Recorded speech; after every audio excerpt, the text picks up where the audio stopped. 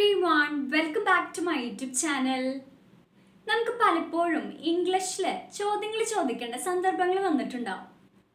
പക്ഷേ നമ്മൾ ചോദിച്ചു കഴിഞ്ഞ് തെറ്റി പോകുമോ അല്ലെങ്കിൽ ഞാൻ പറയുന്നത് ശരിയാണോ എന്നൊക്കെയുള്ള ഒരു കൺഫ്യൂഷൻ കാരണം നമ്മൾ പലപ്പോഴും മിണ്ടാതെ ഇരുന്നിട്ടുണ്ടാവും.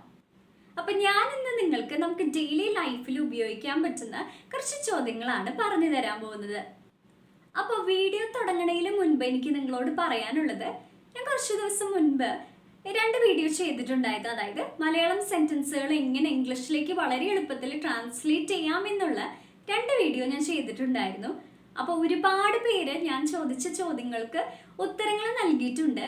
അപ്പോൾ ഒരുപാട് പേര് കമൻറ്റ് ബോക്സിൽ മെൻഷൻ ചെയ്തിട്ടുണ്ട്. ഞാൻ 2 ദിവസമായിട്ട് കുറച്ച് ബിസി ആയി പോയി, അതുകൊണ്ടാണ് റിപ്ലൈ തരാൻ പറ്റാത്തത്. ഞാൻ ഉടനെ തന്നെ എല്ലാവരുടെയും കമൻസിന് റിപ്ലൈ തരുന്നതായിരിക്കും. അപ്പം ഞാൻ വിചാരിച്ചു ഈ വീഡിയോയിൽ 2 വീഡിയോൻ്റെ ആൻസേഴ്സ് പറയാമെന്ന് വിചാരിച്ചു. അപ്പോൾ ആദ്യത്തെ വീഡിയോയിലെ ആൻസർ എന്ന് പറയുന്നത് V play hockey every day.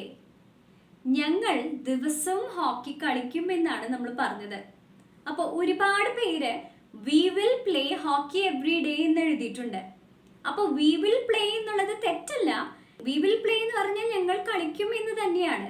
പക്ഷെ ഇവിടെ ഒരു കാര്യം ശ്രദ്ധിക്കുക, നമ്മൾ ദിവസവും ചെയ്യുന്ന ഒരു കാര്യം നമ്മൾ സിമ്പിൾ പ്രസന്റ് ടെൻസിലാണ് പറയേണ്ടത്. അത് നിങ്ങൾക്ക് മനസ്സിലാവണമെങ്കിൽ ഞാനൊരു ഉദാഹരണം പറഞ്ഞു തരാം. ഐ വിൽ ഡു ദാറ്റ്, ഞാനത് ചെയ്യും. അതായത് നമ്മൾ ആ ഒരു കാര്യം ഉറപ്പായിട്ടാണ് പറയുന്നത്. അപ്പം നമ്മൾ ഈ ഒരു കാര്യം ഒരാളോട് ഉറപ്പായിട്ട് ഞങ്ങൾ ഇനി എല്ലാ ദിവസവും ഹോക്കി കളിക്കും എന്ന് ഉറപ്പായിട്ട് പറയുന്നതെങ്കിൽ നമുക്ക് അവിടെ വില്ല് യൂസ് ചെയ്യാം. അതുകൊണ്ട് തെറ്റില്ല. അപ്പോൾ V will play hockey every day എന്ന് പറഞ്ഞാലും എന്താണ് V play hockey every day, അതായത് ഞങ്ങൾ എല്ലാ ദിവസവും ഹോക്കി കളിക്കും. അത് നമ്മൾ കാഷ്വൽ ആയിട്ട് ഇങ്ങനെ പറയുന്നതാണ്, മനസ്സിലായോ?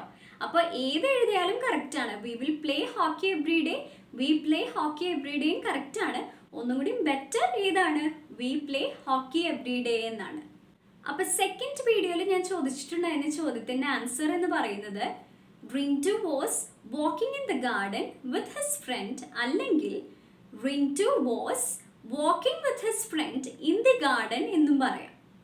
ഓക്കെ, 2 ആൻസറും കറക്റ്റ് ആണ്. അപ്പോൾ ഒരുപാട് പേർക്ക് കറക്റ്റ് ആൻസേഴ്സ് കിട്ടിയിട്ടുണ്ട്. എല്ലാവർക്കും തന്നെ ഞാൻ റിപ്ലൈ ഉടനെ തരുന്നതായിരിക്കും. അപ്പോൾ നമുക്ക് വേഗം തന്നെ വീഡിയോ സ്റ്റാർട്ട് ചെയ്യാം.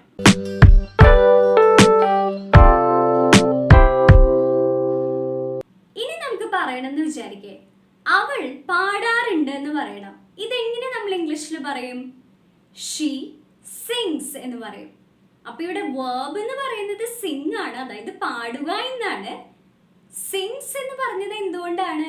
ഇവിടെ സബ്ജക്റ്റ്, അതായത് പ്രവൃത്തി ചെയ്യുന്നത് ഒരാളാണ്. ഷീ എന്നാണ് നമ്മൾ പറഞ്ഞത്. അപ്പൊ ഷീ വന്നാലും ഹീ വന്നാലും ഇറ്റ് വന്നാലും അല്ലെങ്കിൽ ആരുടെയെങ്കിലും പേര്, ഓക്കെ, ഇപ്പൊ രാജു, റാണി, അങ്ങനെ ആരുടെയെങ്കിലും പേര് വന്നാലും നമ്മൾ എന്താ ചെയ്യേണ്ടത്? വേർബിന് എസ് അല്ലെങ്കിൽ ഇഎസ് ആഡ് ചെയ്യണം. ഓക്കെ, അല്ലെങ്കിലോ ഇപ്പോൾ വേറെ സബ്ജക്ട്സ് ആണെങ്കിലോ ഐ, യു, വി, ദേ ഒക്കെ സബ്ജക്ട്സ് ആയി വന്നാൽ നമ്മൾ വേർബ് എങ്ങനെയാണോ അങ്ങനെ തന്നെയാണ് എഴുതേണ്ടത്. അപ്പൊ അതുകൊണ്ടാണ് ഇവിടെ ഷീ സിങ്സ് എന്ന് പറഞ്ഞത്. ഇനി അവൾ പാടാറില്ല എന്ന് നമ്മൾ എങ്ങനെയാ പറയാ? അപ്പൊ പാടാറില്ല എന്ന് പറയാൻ നമ്മൾ യൂസ് ചെയ്യുന്ന വേർഡ് ഏതാണ്? ഡസ് നോട്ട് ആണ്. അപ്പൊ ഡസ് നോട്ട് എന്ന് പറയുമ്പോൾ നമ്മൾ ഇങ്ങനെ സെന്റൻസ് ഫോം ചെയ്യാ, ഷീ ഡസ് നോട്ട് സിങ് എന്ന് പറയും. അപ്പൊ ഈ ഡസ് നോട്ടിനെ നമുക്ക് ഒന്നും കൂടി ഷോർട്ട് ആക്കി, അതായത് കോൺട്രാക്റ്റഡ് ഫോം ഏതാണ്? ഡസന്റ് എന്നാണ്. അപ്പൊ നമുക്ക് എങ്ങനെ പറയാം? ഷീ ഡസന്റ് സിങ് എന്ന് പറയാം. അപ്പൊ നിങ്ങളിൽ പലവർക്കും ഇപ്പൊ ഒരു സംശയം വന്നിട്ടുണ്ടാവും, ഇവിടെ വേർബിന് എസ് ഇല്ല. അപ്പൊ അതെന്താണ് അങ്ങനെ എന്ന് തോന്നിയിട്ടുണ്ടാവും. അത് എന്തുകൊണ്ടാന്ന് വെച്ച് കഴിഞ്ഞാൽ ഇങ്ങനെ ആലോചിച്ച് വെച്ചാൽ മതി. ഡസിന് ഓൾറെഡി ഒരു എസ് ഉണ്ട്. അപ്പൊ നമ്മൾ വീണ്ടും വേർബിന് എസ് എഴുതേണ്ട ആവശ്യമില്ല. അതുകൊണ്ടാണ് അവിടെ ഷീ ഡസ് നോട്ട് സിങ് എന്ന് പറഞ്ഞത്. മനസ്സിലായില്ലേ? ഇനി നമുക്ക് ചോദിക്കണം, അവൾ പാടാറുണ്ടോ എന്ന് ചോദിക്കണം. അതെങ്ങനെ നമ്മൾ ഇംഗ്ലീഷിൽ പറയാ? അപ്പൊ പാടാറുണ്ടോ എന്ന് ചോദിക്കാൻ നമ്മൾ ആദ്യം എഴുതേണ്ടത് ഡസ് ആണ്. അപ്പൊ എങ്ങനെ പറയും? ഡസ് ഷീ സിങ് എന്ന് ചോദിക്കാം. അപ്പൊ ഇവിടെ സിങ്ങിന് വീണ്ടും എസ് ഇല്ല. കാരണം എന്തുകൊണ്ടാണ്?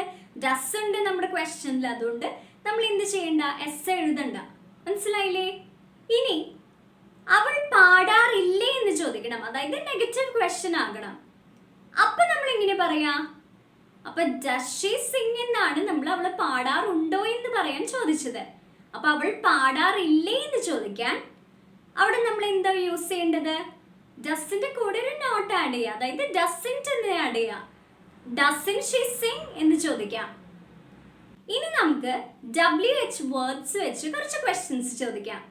അപ്പോൾ WH വേർഡ്സ് എന്താണ്? WH വേർഡ്സ് എന്ന് പറഞ്ഞാൽ നമ്മൾ ഈ വാക്കുകൾ ഉപയോഗിച്ച് ചോദിക്കുന്ന ചോദ്യങ്ങൾക്ക് കറക്റ്റ് ആയിട്ടുള്ള ഒരു മറുപടി ഉണ്ടായിരിക്കും. അതിൻ്റെ ഒപ്പം തന്നെ ഈ വേർഡ്സിന് WH വേർഡ്സ് എന്ന് പേര് വന്നത് എന്തുകൊണ്ടാണ്? ഇപ്പൊ ഞാൻ കുറച്ച് എക്സാമ്പിൾസ് പറയാം. വാട്ട്, വെൻ, വേർ, വൈ, ഇതൊക്കെയല്ലേ, ഇതൊക്കെ WH ക്വസ്റ്റ്യൻസ് ആണ്. അപ്പൊ ഇതൊക്കെ ചോദ്യങ്ങൾ ചോദിക്കാൻ നമ്മൾ യൂസ് ചെയ്യുന്ന വാക്കുകളാണ്. അപ്പോൾ ഈ വേർഡ്സിനൊക്കെ WH വേർഡ്സ് എന്ന് പേര് വന്നത് എന്തുകൊണ്ടാണ്? ഈ വേർഡ്സിലൊക്കെ W ഉണ്ട്, അതുപോലെ തന്നെ H ഉണ്ട്. അതുകൊണ്ടാണ് WH വേർഡ്സ് എന്ന് പറയുന്നത്. ഞാൻ 18 about WH വേർഡ്സ് ഡിസ്കസ് ചെയ്ത ഒരു വീഡിയോ ഞാൻ മുൻപ് ചെയ്തിട്ടുണ്ട്. അപ്പൊ നിങ്ങൾക്ക് ഇതിനെ കുറിച്ച് കൂടുതൽ അറിയണമെങ്കിൽ ഞാൻ അതിന്റെ ലിങ്ക് ഡിസ്ക്രിപ്ഷൻ ബോക്സിൽ കൊടുക്കുന്നുണ്ട്. എപ്പോഴാണ് അവൾ പാടാറുള്ളത്? അപ്പൊ നമ്മൾ ഇങ്ങനെ ചോദിക്കുക, എപ്പോഴാണ് എന്ന് പറയാൻ നമ്മൾ ഇത് വേർഡ് യൂസ് ചെയ്യാം, വെൻ യൂസ് ചെയ്യും. എങ്ങനെ പറയും? വെൻ ഡസ് ഷീ സിംഗ് എന്ന് ചോദിക്കും. എന്താണ് അവൾ പാടാറുള്ളത് എന്ന് ചോദിക്കാനോ, അപ്പൊ എന്ത് എന്ന് ചോദിക്കാൻ, എന്താണ് അവൾ പാടാറുള്ളത് എന്ന് ചോദിക്കാൻ വാട്ട് ഡസ് ഷീ സിംഗ് എന്ന് ചോദിക്കാം.